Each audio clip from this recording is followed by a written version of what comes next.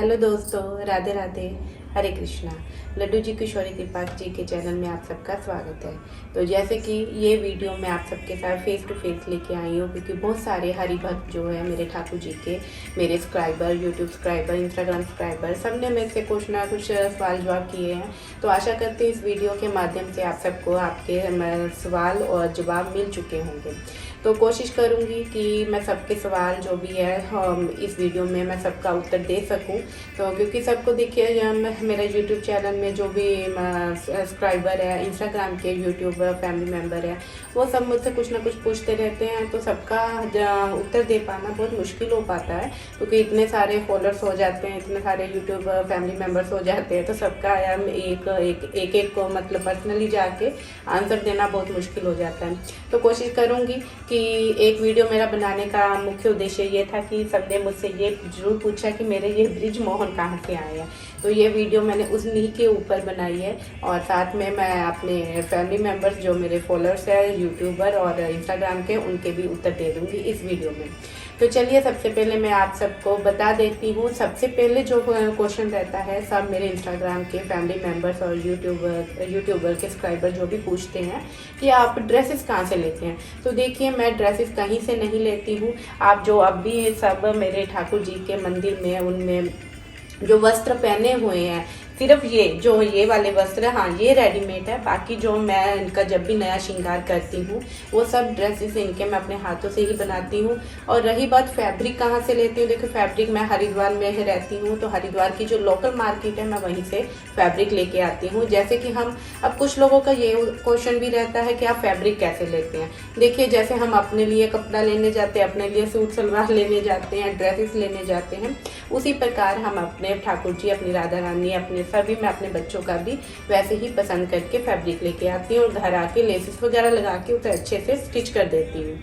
और तीसरी चीज़ जो सब मुझसे मेरे फॉलोअर्स जो पूछते हैं कि आप ज्वेलरी कहाँ से लेते हैं। देखिए, ज्वेलरी तो मैं नहीं बनाती हूँ। ज्वेलरी जो हम लोग जो पहनते हैं ज्वेलरी, मैं वही ज्वेलरी लेके आती हूँ। कुछ का साइज छोटा होता है, कुछ का साइज बड़ा होता है। जैसे हमें छोटा हार पहनाना है तो हम छोटा साइज लेके आते हैं, बड़ा लॉन्ग सेट पहनाना है तो लॉन्ग हार लेके आते हैं। वो डिपेंड करता है कि फिर हम, मेरे सब बच्चों में से किसको सेट आ पाता है, मैं उन्हीं को पहना पाती हूँ। हाँ, मेरे जुगल सरकार जी के लिए स्पेशल ज्वेलरी जरूर आती है, तो वो भी ज्वेलरी वैसी ही होती है जैसे हम लोग पहनते हैं। तो उसमें कोई ऐसा नहीं है कि मैं अलग से पर्टिकुलर किसी को ऑर्डर दे के बनवाती हूँ, नहीं। हम नॉर्मल, मैं दुकान पे ही जाके, जहाँ पे हम अपना श्रृंगार लेते हैं, वहीं पे जाके इनके लिए मैं श्रृंगार लेके आती हूँ जो पसंद आता है। तो ये तो रही उनके श्रृंगार और वस्त्रों के ऊपर मैंने बहुत जल्दी में उत्तर दे दिया ये। तो आशा करती हूँ आप सबको पता चल गया होगा कि मैं ड्रेसेस और ज्वेलरी इनकी खुद ही लेके आती हूँ और खुद ही ड्रेसेस बनाती हूँ। कहीं से मैं ऑर्डर पे नहीं बनाती, क्योंकि मुझे जल्दी से किसी के भी हाथ की बनी हुई ड्रेस नहीं पसंद आती, इसीलिए मैं खुद बनाती हूँ। एक आध बार मैंने बाय की है, पर मुझे नहीं पसंद आई, कुछ ना कुछ कमी रह जाती है, तो इसीलिए मैं खुद ही बनाती हूँ ड्रेसेस वगैरह। तो सब लोग ये भी बोलते हैं कि आप मुझे बना के दे दी। देखिए, इतना भी मैं परफेक्ट नहीं हूँ कि मैं सबके लिए ड्रेसेस बना सकूँ।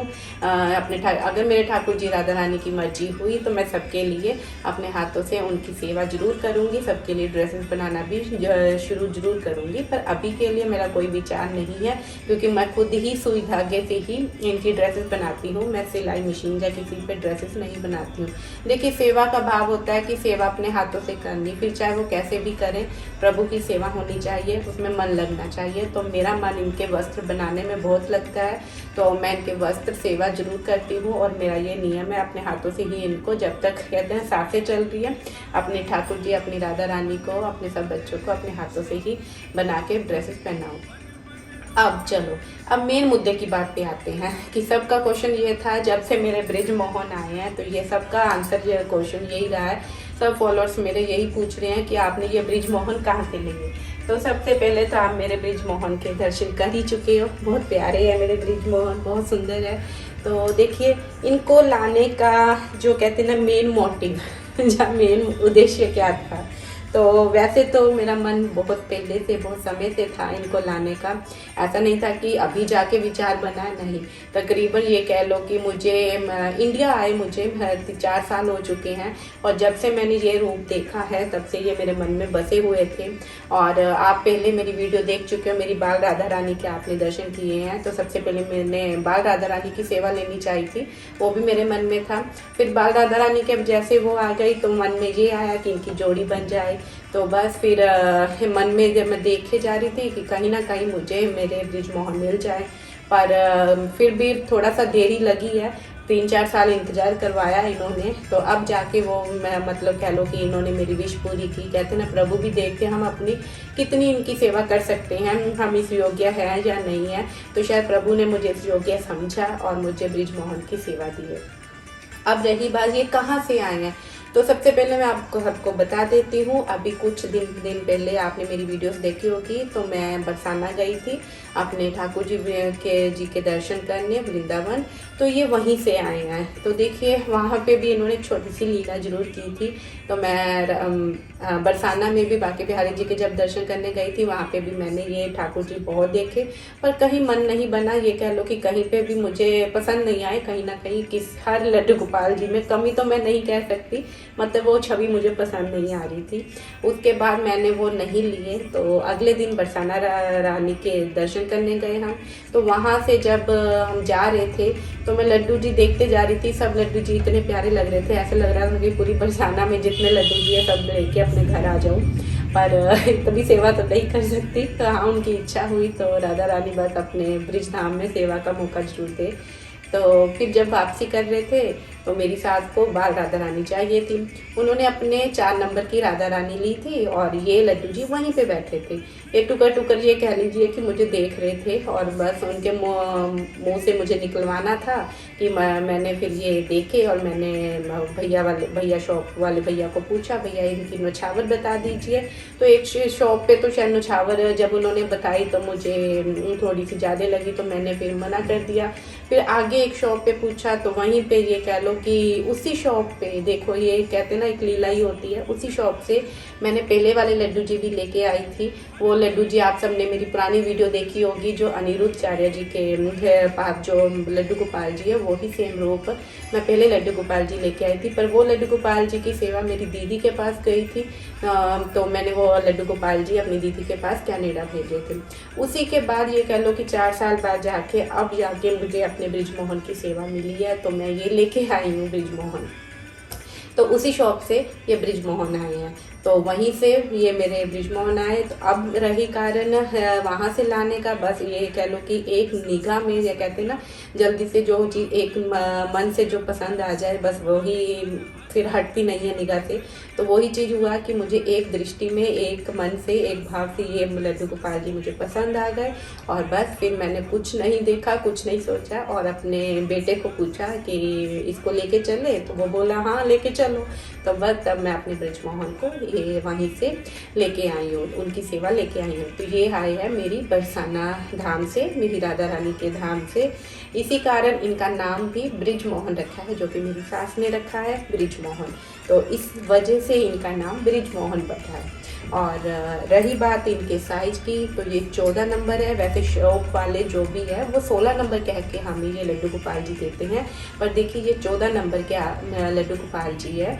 और मेरी राधा रानी है, वो भी शॉप वाले 14 नंबर की राधा रानी कह के सेल करते हैं, पर वो 12 नंबर की राधा रानी है।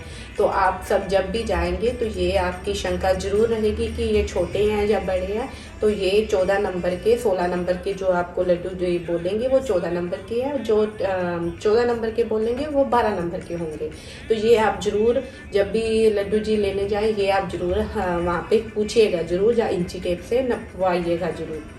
क्योंकि मैंने अपनी राधा रानी ऑनलाइन मंगवाई थी, तो ये शंका मेरे मन में थोड़ी सी रह गई थी। पर इनके बारे ये ऐसा कुछ नहीं हुआ। मैं ये कह लो कि ये छोटे हैं, बड़े हैं, जैसे भी हैं, पर मुझे एक नज़र में पसंद आ गए थे।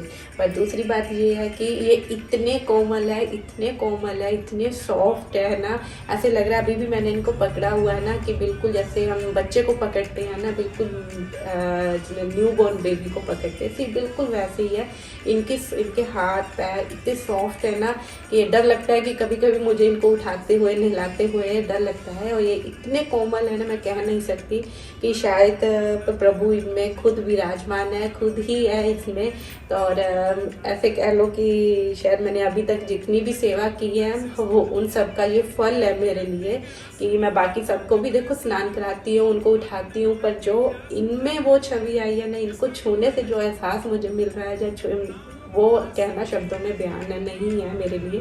इतने सॉफ्ट है, इतने सॉफ्ट है, बहुत ही मेरा बृजमोहन कोमल है। ये इनको हाथ लगाने से शायद मैं ही फील कर सकती हूँ और कोई नहीं फील कर सकता कि मेरे इनको छूने मात्र से कह लो कि ना मेरे रोम खड़े हो गए हैं इनको।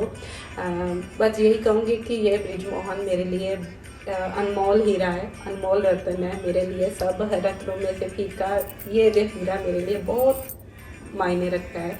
और ये हीरा मुझे मेरी राधा रानी ने दिया है, जिसकी कीमत कोई नहीं है। और देखिए, मुझसे कीमत मत पूछिएगा, इनकी कीमत हम नहीं लगा सकते। जो उन्होंने हमें भेंट की है वो ही देते हैं। बाकी मेरे बृजमोहन बहुत बहुत प्यारे हैं, बहुत सुंदर है। आप सबको भी कैसे लगे मेरे बृजमोहन, कमेंट करके जो बताइएगा। और मेरे बृजमोहन बहुत प्यारे हैं, बहुत सुंदर है, राधा रानी के धाम से आए हैं, 14 नंबर के हैं। और आप सबको भी कैसे लगे कमेंट करके जो बताइएगा, ठीक है। तो इसी के साथ राधे राधे, हरे कृष्णा।